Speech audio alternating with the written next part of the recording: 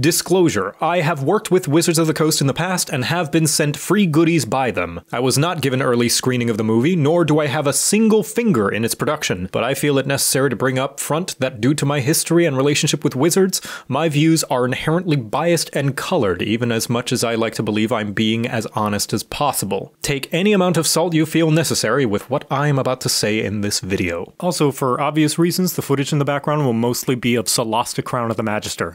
I saw the D&D movie, the new one, Honor Among Thieves, not the one with Jeremy Irons chewing the scenery. The blood rain from the sky!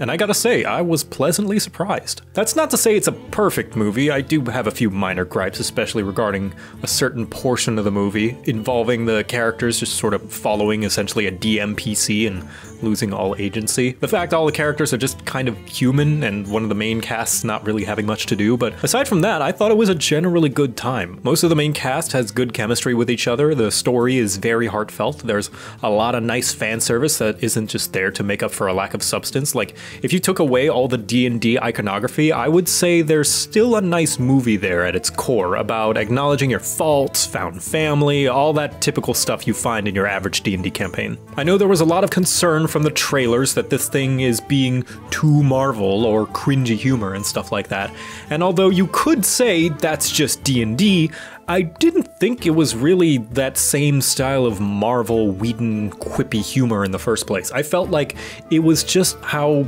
normal people talk. Yes, normal people, not Tolkien-esque Shakespeare fantasy. Sorry to disappoint some people who are looking for that, but this movie isn't really trying to be Lord of the Rings or Game of Thrones, and I kinda like that. It fits into this nice niche that I think has a massive opening when it comes to movies and shows in a fantasy setting. It's just sort of doing its own thing, and I think that's great. Sure, it's got humor and jokes. Most of it I say is pretty charming, like friends having fun banter with each other. Not the Marvel quippy, I have the perfect comeback for every comeback you throw at me kind of wit. Just normal conversations and comments you'd hear in, well, a D&D campaign. Lots of visual humor too in some of the action scenes. Speaking of which, the action is, it's hit or miss. Mostly hit. Some of the fight choreography I thought was especially fun and cool, like that Jackie Chan level of improvisation and using your environment, and in this movie's case, spells and creatures. They really utilize all the characters and creatures' skill sets to their fullest. There was one part of the movie where they basically plot device a character's abilities away, and I was worried, oh no, they're not going to be able to do anything for the rest of the movie, are they? And luckily, nope. It was just for a few minutes, and the character goes back to being able to do their thing, and it was great, because when that character does their thing, it's great. But there were one or two scenes where I could have done without, where either the action was not all that interesting or was a complete waste of time. And I don't mean in the D&D we tried a solution and failed and it's funny kind of waste of time either, though that does happen. What I'm talking about was not that. A big surprise is how many practical effects are in the movie. There's some really nice looking costumes and makeup, which makes it all the more sad that none of the main characters could have been like a dragonborn or a dwarf or something. Like, yeah, sure, maybe they're trying not to scare away general audiences who aren't into D&D, but I feel like it would have made the movie stand out all the more if even half of the main characters were not human. Okay, yes, technically one of them is a tiefling and another is a half-elf, but come on, they look pretty human. But yeah, not only practical effects, but just cool things in general are all over in this movie. This is not a low magic fantasy movie. There's magic and fantasy creatures and items basically everywhere. You don't go very long without someone or something straight out of D&D appears on the screen, whether it be a type of item you may recognize or some kind of weird wacky homebrew that they came up with. And yes, it is definitely fun to watch as an avid fan of D&D and tabletop as a whole, and pretend that this is a game that players are playing. Thinking about what the players might have said to the DM, like, I tried to cut my hand bindings on the stairs. Actually, on that note, some of the best parts of this movie are when the characters are coming up with a solution to their problems. Every time the party has to do some sort of elaborate plan, just about everyone gets to shine and show off their abilities, and they were my favorite parts of the movie. Especially when the solutions are so out of the box and out there and creative. Guys, I really mean this when I say This movie made druids cool. I want to play a druid in my next game because of this movie. Which brings me to the owl bear in the room. How accurate to D&D is this movie? And to be totally honest, I think your mileage is going to vary, and also goes into a deeper discussion of what kind of D&D do you play? How much does this need to be faithful to the rules of D&D to be considered acceptable and D&D enough? And also, would being more accurate to the rules of D&D make it a better movie? These are answers that are going to depend on who you are. I personally thought that even if they took some liberties with some parts of the tabletop game, it was still very D&D, both in vibe of the movie and also a lot of the creatures, spells, and problem solving that happens in D&D. I feel those things can be done independent of it being a good or bad movie. I know some folk will really want it to feel like the tabletop, and the unfortunate truth is that we all play it differently, and just like the tabletop, there's some liberties you may like, and some you may not. I will say that if you're going into this movie trying to look for every little discrepancy to the source material, you may be missing the forest for the trees and doing a disservice to yourself when it comes to, you know, watching a movie. Because there are a few times in the movie where it bends and sometimes breaks the rules of the tabletop. Sure, you can do that if you find that fun or interesting, but I feel it's not all that indicative if it's a good movie or not, D&D or by its own merits, especially when there's plenty of D&D in there, both creature, spell-wise, vibe-wise, even if some of it may not work the same way as the rules. And when I say that, it's not something absurd like, oh, the barbarian just cast lightning bolt 20 times without having to long rest, or the sorcerer wears heavy plate armor without any penalties. Like, there's nothing that absurd. Okay, there's one instance of like a character using an ability that they rightfully shouldn't be able to use it as many times as they need to, but honestly, in that specific scenario, would limiting them to the tabletop rules amount really made the movie as a whole better, like on the grand scheme of things?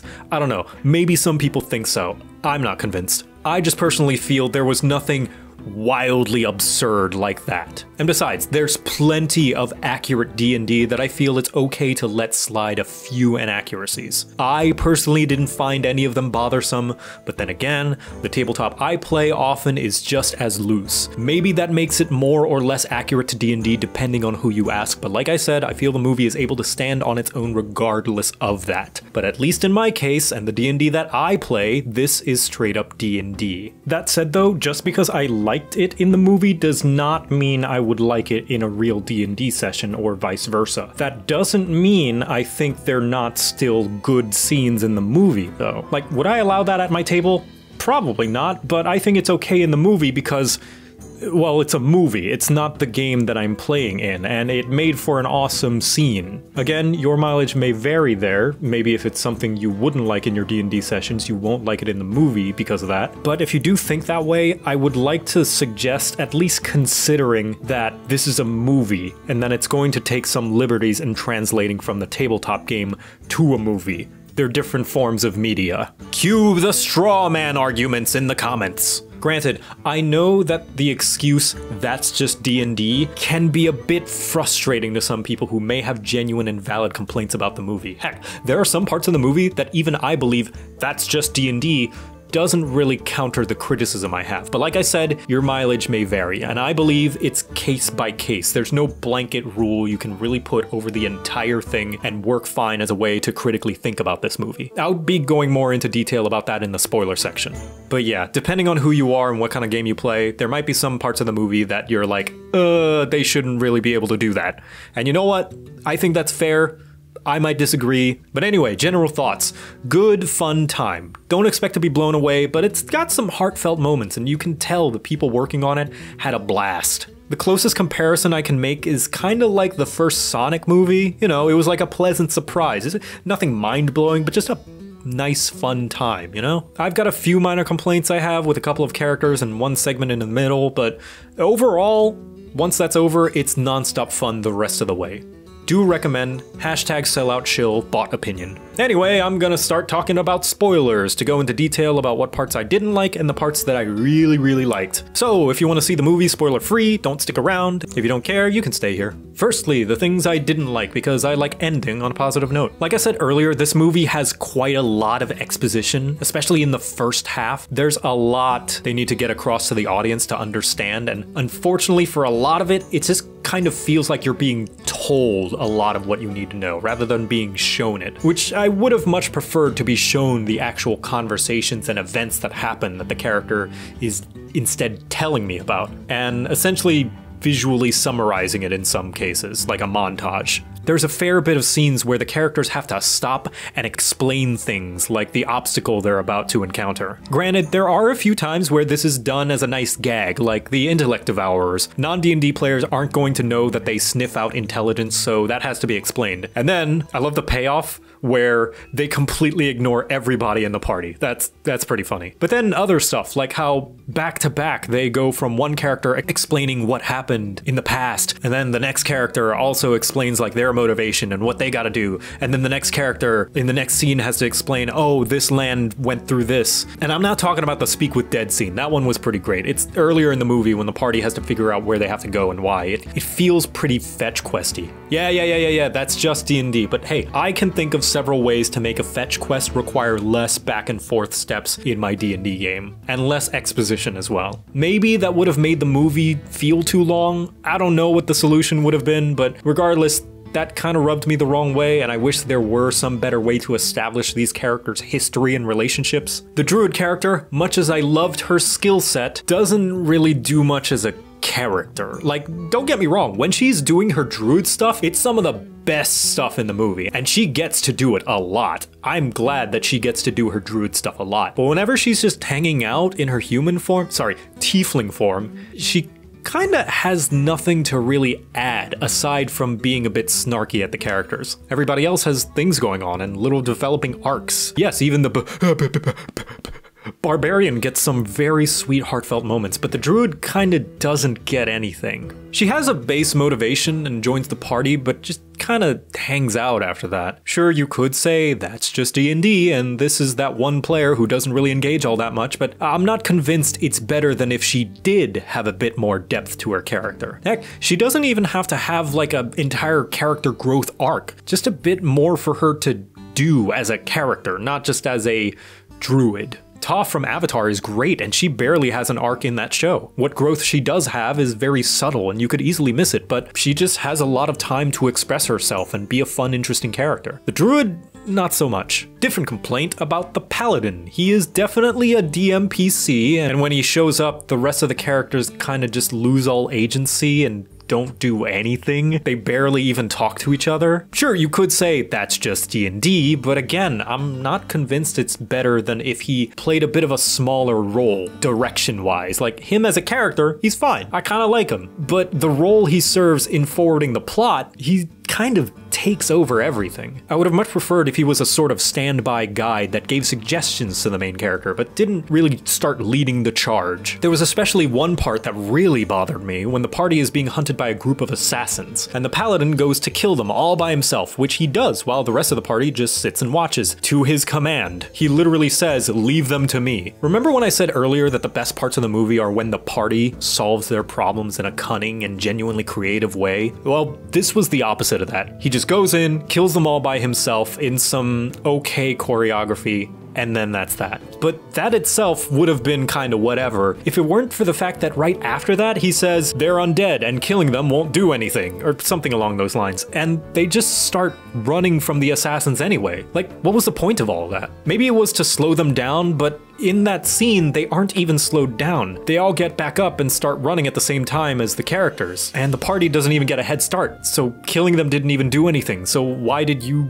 do that? I don't know. I felt like it would have been much better if the barbarian went up and killed them instead, and then the paladin brings up that wisdom that they're undead. That would have at least given her something to do in that scene instead of just stand around, I guess. I don't know, it just kind of irked me. Oh, another thing about the paladin, and sort of this movie as a whole. Last last thing I kind of don't like, more of a nitpick really, is some of the creature CGI was a bit wonky. Like sure, when the druid transforms, she's doing some awesome stuff, but when she's in a normal non-fantasy creature, it looks kind of bad. Like she's still doing cool stuff, she just doesn't look great. There's one scene with a bunch of up-close axe beaks that was a bit weird too. They just looked a little bit out of place. And not just because they're not real. I say that because there's a lot of other fantasy creatures that look fantastic. The displacer beast, the mimic chest, and yes, the chunky round dragon. I love him. They all look great. It's just, it's a shame too, because the scene where the druid is wild shaping into all these other animals, it's a genuinely impressive and well done long take. I love it. And yes, I counted. She wild shaped 7 times without taking a long rest, and some may think she's level 20. I don't think so, but you know what? I don't care, because it was awesome. No, that doesn't apply to every single scene where they break a rule. It's case by case. Stop making strawmen. Anyway, I think those were my main gripes with the movie. They didn't ruin the experience because I think there's a lot more good in this movie than bad. So let's talk about all the things I did like. Firstly, this movie is gorgeous. There's color all over the place. The set design is great. It's dense, it's packed full of just fun architecture and beautiful scenery. They really go to a lot of different places in this movie. They go to the Underdark, they go to Neverwinter. Yes, that Neverwinter. There's a northern winter prison they break out of. There's a lot of different environments in this movie, and I really like that. As an opening movie into this D&D film universe that they're setting up, I don't know. I think it's really important to show how many different environments you could potentially explore in this world. It gets people invested. It gets me invested. I also really loved all the race representation. You got Aarakocra, you got a couple of Dragonborns, Tabaxi made an appearance. I think there was an orc at the beginning, a really cool dwarf, some decent halfling representation, which I was not expecting. I just wish there was a bit more of them, or that anyone in the main cast had a chance to be one, but oh well, maybe next time. I do hope that if they make another movie, they put in more non-human extras, even if not main characters. I think it really sets the film apart from other fantasy settings and shows and movies. The magic. There's so much magic in this movie. People are casting spells everywhere. You saw the paladin do like speak with animals. There was mold earth, prestidigitation. They use a bunch of magic items like a trinket of invisibility. Hell, they had sending stones in the movie. And I love that they don't mention every single spell by name either. They mention some of them, like, oh, they're using a time stop, and the names are so obvious that even if you're not into D&D, you're like, oh, that's what it does. That's the name. But like, they cast them by saying the actual D&D incantation, you know, like the whatever magic words that they use that the D&D probably has a book on somewhere. I don't know what the words are, but it was really cool. I appreciate that this is a contained story as well. There's no cliffhanger ending or sequel bait. I didn't stay for any potential post-credit, but still, I like that this story stands on its own with a nice end that kind of wraps up all the loose ends that it had for itself. That's not to say there's no potential threads they could pick up on. My guess is they probably want to make more D&D films in the future, so there's definitely some seeds they planted with the Red Wizards that could bear fruit later. I just hope that this story with these characters is over. I wouldn't mind a cameo or something in a future film, but I want new characters and a new story if they ever do make one, separate from this one, just in the same setting. Not a sequel. Some people are going to be sad that both the bard and the druid don't cast any spells, but I personally don't mind that because the druid is at least wild shaping like all the time. I can also understand not wanting to overwhelm the audience with a bunch of skill sets. And plus, I feel it would have kind of diminished Simon's spellcasting if they just had another proficient spellcaster who could have just done his job for him. I think this is one of those liberties taken that makes it better as a movie rather than as a tabletop. Because yeah, it would be more accurate to the tabletop if she did cast some spells, but I feel it would have made their differences in skill set stand out less. As for Chris Pine, I do wish he would have done like maybe one little spell, like Vicious Mockery. You don't even have to have a visual spell effect, just have him say an insult to a bad guy and maybe have them make a weird face or something. That would have been cute. Otherwise, as most people have pointed out, he feels more like a rogue with a lute. But at the very least, I appreciate that as he is designated the bard,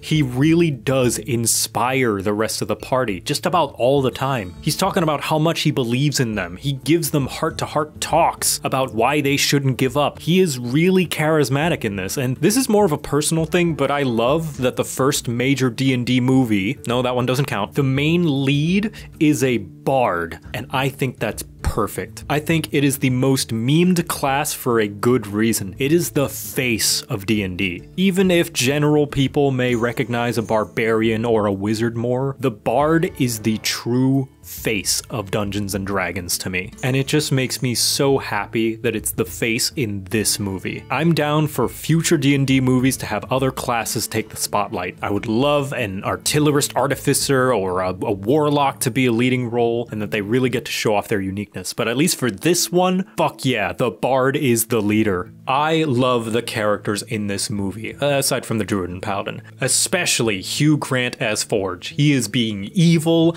and awful and having such a good time playing with the character. He strikes a nice balance of hateful and lovable. Like, legit, in the theater, some of the things this guy was doing, I wanted to strangle him for it, but I also couldn't help but love the way he's so nonchalant about ruining Chris Pine's life. Every line out of this man's mouth is incredibly charming, and I can just imagine how much fun both Grant and the imaginary DM I have in my head are having. Speaking of, the leads of this movie, besides the druid, are all great. They each have hang-ups to deal with and are more than just their one-note initial traits. You think Chris Pine is just going to be a witty, annoying one-liner spouting bard, but he's actually a genuinely sweet guy that carries with him a very difficult struggle and some of the best lines in the movie. They're nothing to quote, don't get me wrong, but it was really nice to see this down-on-his-luck dad lose everything and just acknowledge that it's his own fault and why he's not going to give up trying to fix it. The biggest pleasant surprise to me was that he was not the only one. The side characters get stuff to do. Holga the Barbarian, played by Michelle Rodriguez, can crush my skull like a water. I mean, she's also got some nice motivation and tragedy to her too. Her short king got snatched up by a badder bitch, and honestly, I really wish that were me. I mean, it makes her more than just an unga bunga big smashy lady. The choices she's made have led her to a life that maybe is not as happy as the other one she could have had. She, along with the druid, also gets some of the best fight choreography I've seen. Like, she really smacks some guys and furniture around. I was cracking up in the theater with some of the things she was doing to the bad guys. What else I love is that she and Chris Pine, despite being longtime friends and incredibly close,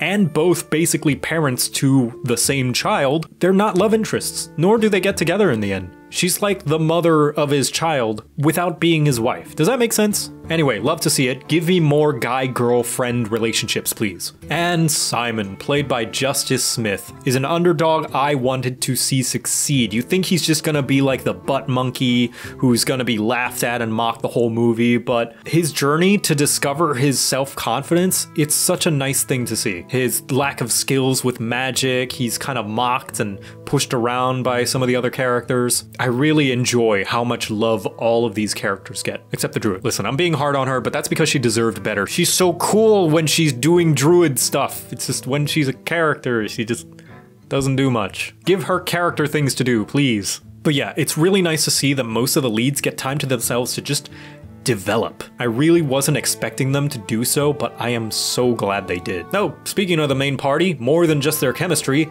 how they work together to solve problems is probably the best part of the movie. At least I liked it the most. Every time they had a plan to do something, I was always surprised and overjoyed at how creative it was. Yes, even including the druid. She really gets to show off what you can do. Probably some of the best non-fighting action scenes are with the druid using her powers. Like I said, this movie made druids cool as heck. Just to give one example, spoilers by the way, so the party has to leap into a gelatinous cube to escape a displacer beast, right? And once the cube is moved by the arena to a walled off location, she wild shapes into a snake to slither out of the hole, her finger poked through the outside of the cube. That is fucking genius. I would not be surprised if some of these solutions came straight from one of the writers' campaigns. And honestly, these out-of-the-box solutions, these crazy plans that somehow work and make sense and use every ounce of the character skill set, that is the essence of D&D to me. No, the essence of tabletop RPGs as a whole for me. If there is one thing I took away from this movie that makes it feel D&D,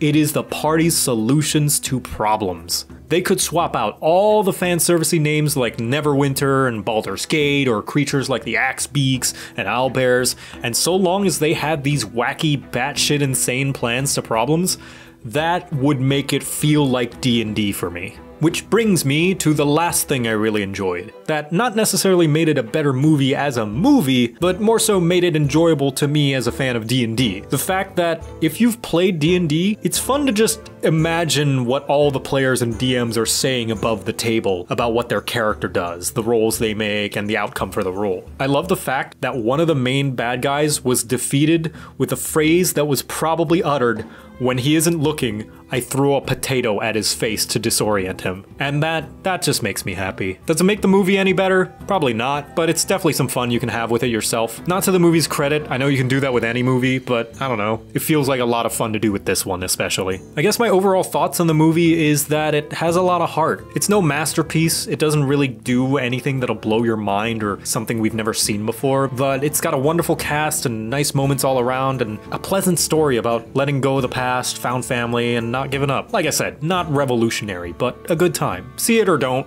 This isn't a review. It's just my thoughts on it. I overall enjoyed it, and look forward to any potential future entries. Can I be in one? I'd like to be in one. And also hopefully Wizards doesn't do anything like the 1.1 OGL again. Anyway, bye!